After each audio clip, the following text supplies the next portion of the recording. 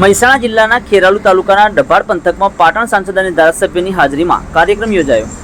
મહેસાણા જિલ્લાના ખેરાલુ તાલુકાના ડભાડ ગામે હનુમાનજી તળાવ અમૃત સરોવરમાં નર્મદા ધરોઈ ડેમમાંથી વરસંગ તળાવમાંથી પાઇપલાઇન દ્વારા પાણી નાખવામાં આવ્યું તે બાબત પાણીના વધામણા કરવા માટેનો કાર્યક્રમ રાખવામાં આવ્યો।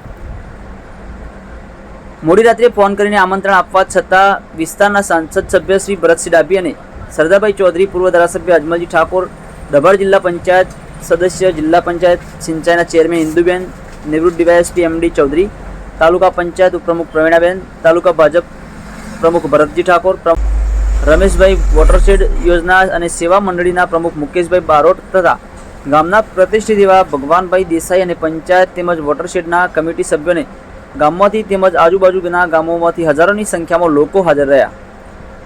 કાર્યક્રમમાં ચા પાણી નાસ્તો કરી એક સભાનું આયોજન કરવામાં આવ્યું હતું, જેમાં સાંસદ સભ્ય અને ધારાસભ્ય, પૂર્વ ધારાસભ્ય અને સંચાલન અમૃતલાલ દેસાઈએ કર્યું હતું। આશીર્વચન ભગવાનભાઈ એસ દ્વારા કરવામાં આવ્યા હતા। વધુ સમાચાર અને અપડેટ્સ માટે જોતા રહો online TV news Farooq Memon સાથે।